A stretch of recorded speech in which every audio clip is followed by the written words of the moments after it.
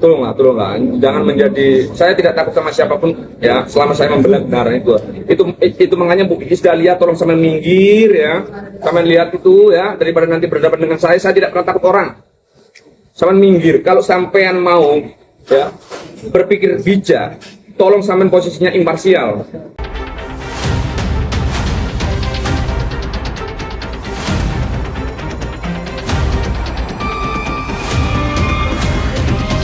Dena, dah, lo kenapa sih? Aduh, ini beneran deh.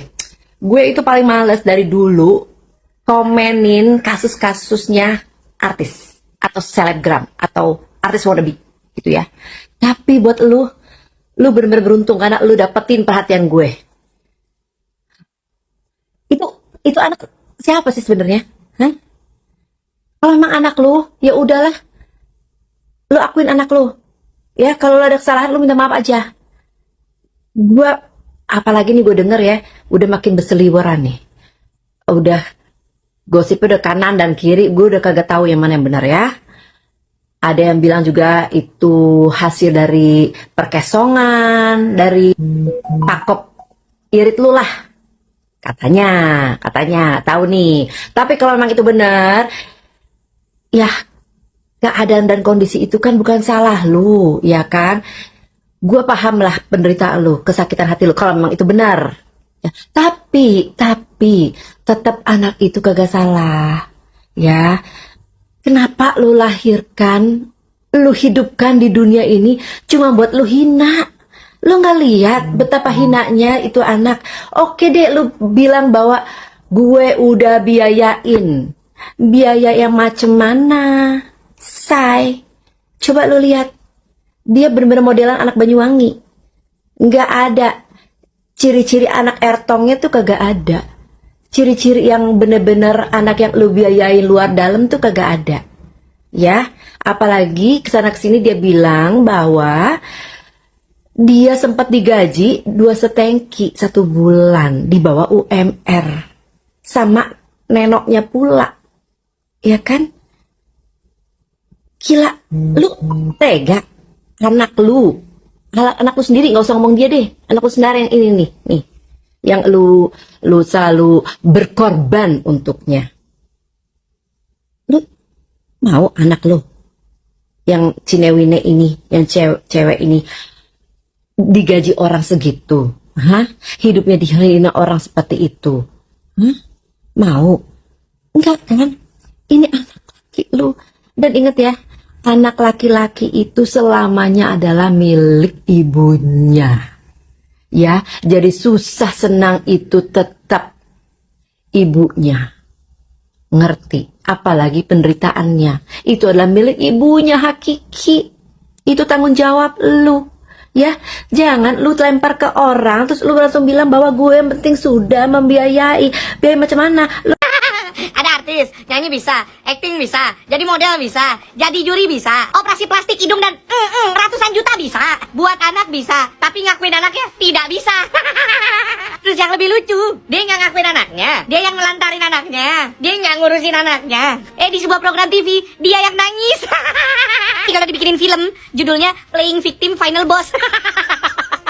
Itu nangis kenapa? Aku sedih banget. Kenapa anak itu muncul? Aku sedih banget. Nanti di boykot. Yang lebih gilanya lagi, teman-temannya ngebelain, nenangin. Cup. Enggak, jangan nangis sudah. Lu yang bener, anaknya yang salah. Sialan tuh anak muncul. Jangan nangis. Emang ibu yang baik itu yang tidak mengakui anaknya kok. Udah mulai gila dunia. Terus kalau ada yang bilang, enggak dia baik kok, sekarang udah diakuin kok. Hidung pesek tiba-tiba mancung. Diakuin setelah viral. Lu pikir kalau nggak viral bakal diakuin? Itu namanya bukan ibu yang baik. Itu namanya ibu yang takut diboykot. Nggak dapat kerjaan. Nanti nggak punya duit. Ya wajarlah Reza kecewa secara mengakui anaknya, tapi pengakuan itu keluar dari mulut PH-nya. Kenapa mbak-mbak ini tidak mengakui langsung sih? Ngomong langsung ke publik, say sorry. Ngomong kalau Reza memang anaknya, akui aja kenapa sih? Kenapa harus lewat PH-nya? Emang nggak bisa ngomong? Secara kalau pamer-pamer OP ratusan juta, Bisa banget hahaha ngomong harga hidung, dagu, muka apalah itu bisa. Mengakui anaknya sendiri tidak bisa. Wajar banget kalau Reza kecewa. Kita aja netizen pasti kecewa, apalagi si Reza. Gila ya. Di stasiun TV nangis-nangis, tapi dirinya sendiri tidak ada empati sama sekali. Ngeri sih. Mengakui itu tidak lewat kuasa hukum ya. Kok pengennya mengakui langsung dari mulut Denada keluar, bukan dari orang lain. Apa menurut kamu? Artinya masih belum percaya dengan Ya, apa benar omongannya? Apa Reza juga pun meminta pengakuan secara tertulis ya. secara tertulis. Tapi sudah Oh, tolonglah, jangan menjadi. Saya tidak takut sama siapapun, ya, selama saya membela kebenaran itu. Itu makanya Bu Iis Dahlia, tolong sampean minggir, ya, sampean lihat itu, ya, daripada nanti berhadapan dengan saya tidak pernah takut orang. Sampean minggir. Kalau sampean mau, ya, berpikir bijak, tolong sampean posisinya imparsial. Ya, lepaskan dia sebagai temanmu. Itu makanya saya bilang, kalau andai kata temanmu salah pun, ya, nyatakan dia salah.